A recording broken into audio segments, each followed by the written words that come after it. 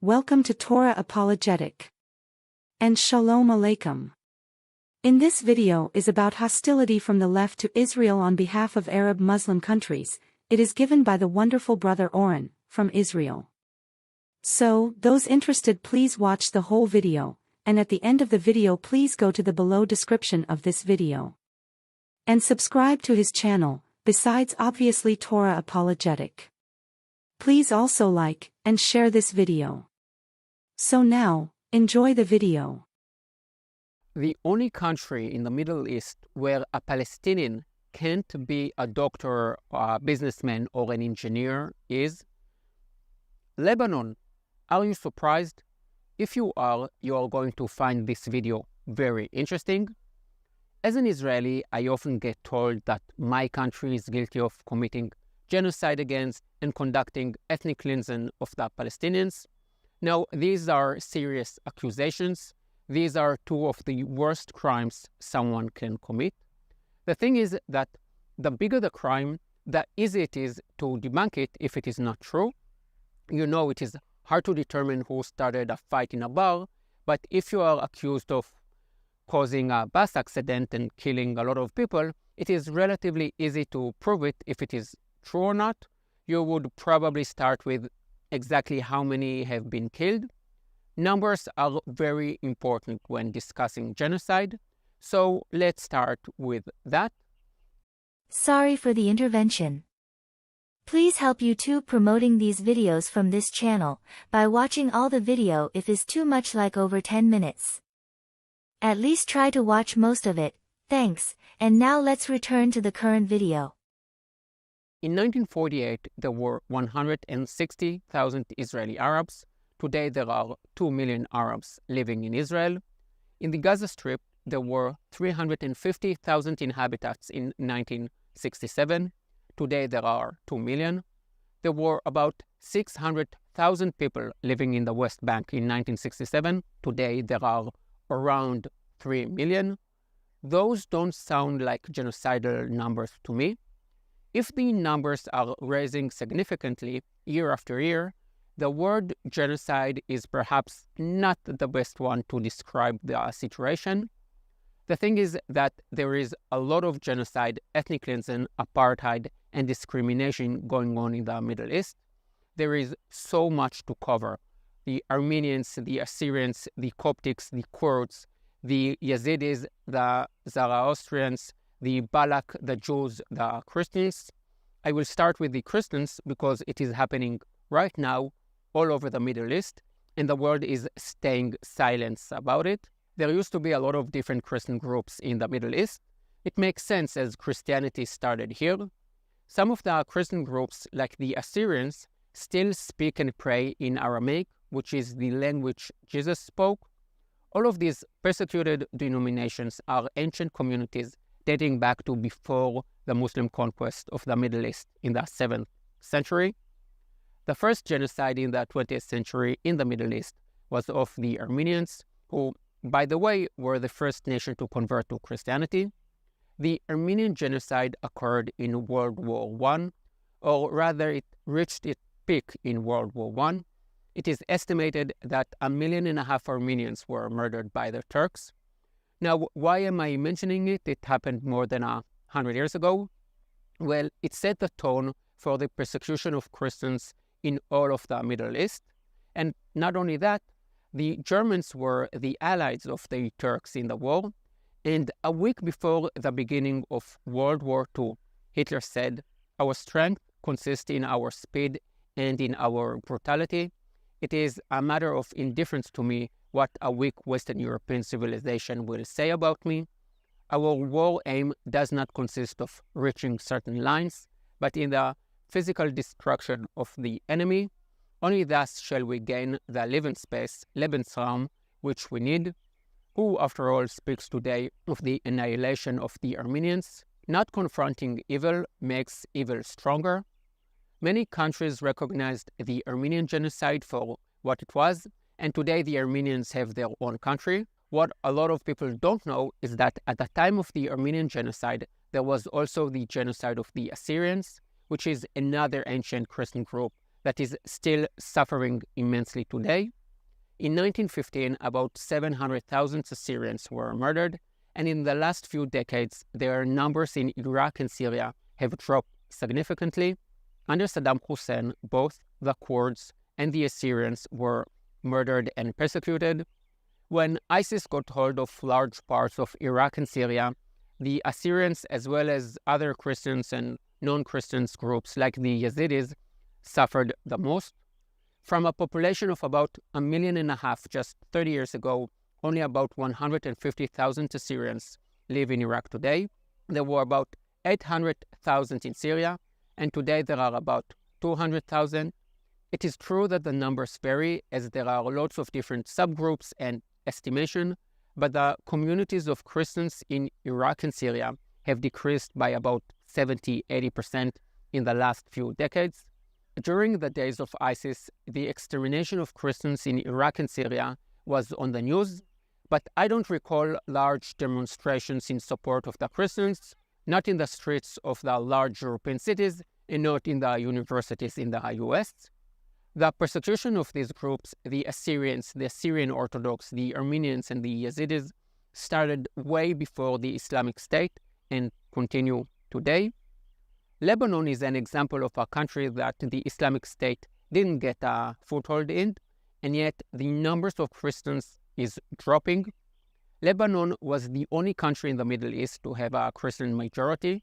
Christians constituted 60% of the population 60 years ago, and when Christians were in the majority, Lebanon was flourishing. It was the pearl of the Middle East.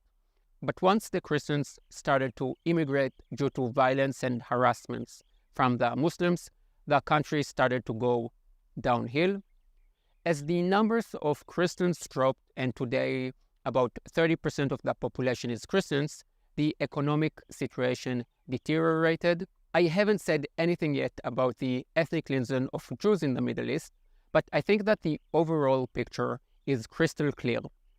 Where you have Jewish and Christian communities, you see progress and economic success. Once those communities suffer and live, you see violence and economic depression. It can hardly be a coincidence. Lebanon is also a great example of the fact that pro-Palestinians are only pro-Palestinians when they can blame Israel. Otherwise, they don't really care. Let me explain.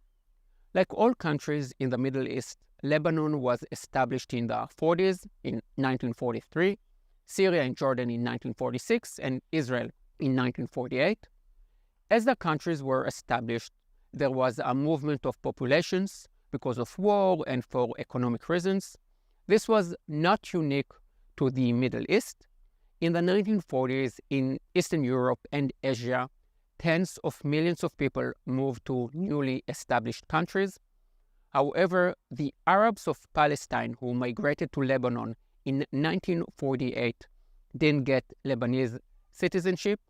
They can't buy land, and as I mentioned at the beginning of the video, they aren't allowed to work in many professions. Just think how crazy that is. Are there any people in your country, Britain, India, Wisconsin, Australia, that have been there for 80 years, 3 generations, but are not citizens? If Israel were to say that Arabs couldn't be doctors, man, the whole world would accuse us of apartheid and discrimination. But when the Lebanese place harsh restriction upon the great-grandsons of migrants from mandatory Palestine, the pro-Palestinians have nothing to say. The Arab world is silent. Here is another example of ethnic cleansing in the Middle East. In 1991, Saddam Hussein invaded Kuwait. 400,000 Palestinians were living in Kuwait, and many of them supported Saddam Hussein. What did Kuwaits do after the war? Ethnic cleansing. They kicked out 400,000 Palestinians. Where were all the pro-Palestinian activists at the time? Probably at an anti-Israel rally because no one cared about them, not in the 90s and not at any other time. More Palestinians have been deported and killed by Arabs in Lebanon, Syria, Jordan, and Kuwait than by Israel.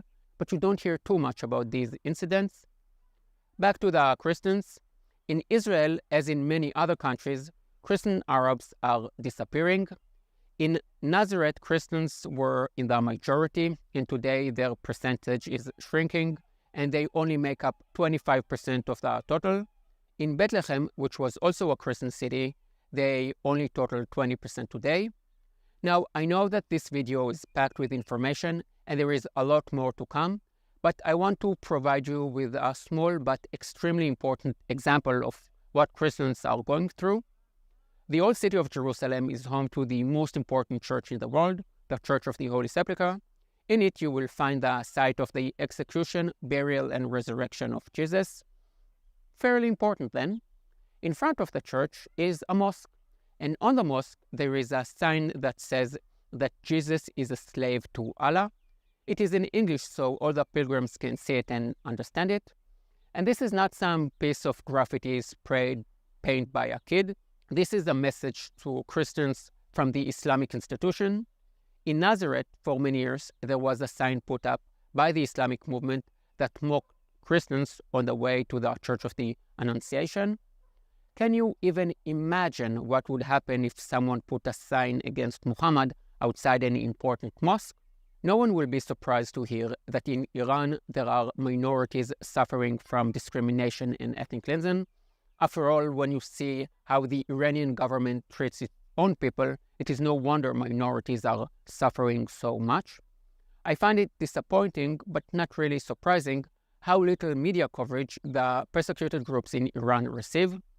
People of the Baha'i faith, which is a fairly new religion that started in Iran almost 200 years ago, are being persecuted even though they promote peace, and they are mainly being persecuted for choosing to abandon Islam. The Balak people may be Muslim, but they are Sunni Muslim, and Iran is dominantly Shia, and so they are being persecuted as well. About 2 million Balak people live in Iran. Modern Iran is located where many ancient cultures flourished 5,000 years ago, 4,000 years ago, and one of the ancient Iranian religion is Zoroastrianism. This was the main religion in Iran for 1,500 years prior to Islam. Here is a fun fact, amid all the not-so-fun fact in this video. Freddie Mercury came from a Zoroastrian family. Back to the sad facts, there are practically no Muslim countries in the Middle East where you won't find examples of genocide or ethnic cleansing in the last few decades. So far, I've mentioned Lebanon, Syria, Kuwait, Turkey, Iraq, and Iran, but there are many more, and so far I haven't even mentioned the group that was almost completely wiped out of the Middle East, the Jews. There is nothing left of huge communities. In Egypt, there was a Jewish community of 85,000. Only 3 are left. Egypt is also the home of the Coptics, who are ancient Christians, and guess what? They are now fleeing from Egypt. Do you know why? There have been dozens of terror attacks against them. They are being discriminated against at all levels of government, and there is a phenomenon of Muslims kidnapping Coptic girls, forcing them to convert to Islam and selling them as brides. The silence of children organization and women's organization and the so-called human rights organization is astonishing. Can you imagine what would happen if an Israeli kidnapped a 14-year-old Palestinian girl and sold her as a second bride to a rich Arab? Can you imagine the fallout? I've already made a video about the ethnic cleansing of the Jews in some Muslim countries, so just a quick rundown at the numbers. In 1948, in Lebanon, there were 7,000 Jews, and today there are about 60. In Syria, there were about 30,000 Jews, and today there are fewer than 100. In Iraq, there were 150,000 Jews. Today there are fewer than 10. In Iran, there were more than 100,000 Jews 80 years ago, and today there are only a few thousand left.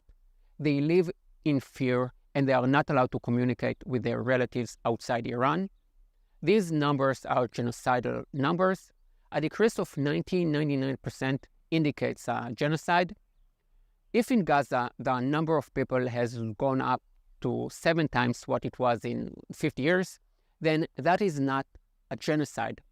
I'm not very good at math, 3 יחידות חשבון, and even I know that. The absolutely insane fact is that of all the countries in the Middle East, the only country that has a thriving minority is the one that is accused of genocide the most, Israel. If you were to fall from the sky as a person who belongs to a minority, your best option in the Middle East is to fall as an Arab into Israel.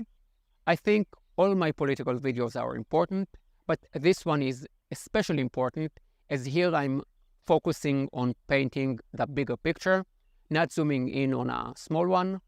I'm not discussing what did or didn't happen 76 years ago to 100 Arabs in Deir Yassin, a tiny village on the way to Jerusalem. I'm talking about genocide and the persecution of tens of millions of people, Assyrians, Yazidis, Baha'i, Coptic, Syrian Orthodox, and others whose stories are not told in the universities and those voices are not heard in the media. If you agree with me, give this video a like, subscribe, write a comment, and the best thing of all, share it on Twitter, Facebook, Instagram. As always, I want to thank my supporters. See you next week. Yalla bye. If it comes down to 15 million Jewish innocent people and 300 million Arab clowns, I will choose the 15 million innocent people who did not start this war. If I have to choose between 1.6 billion Muslims and a cow, I will choose the cow.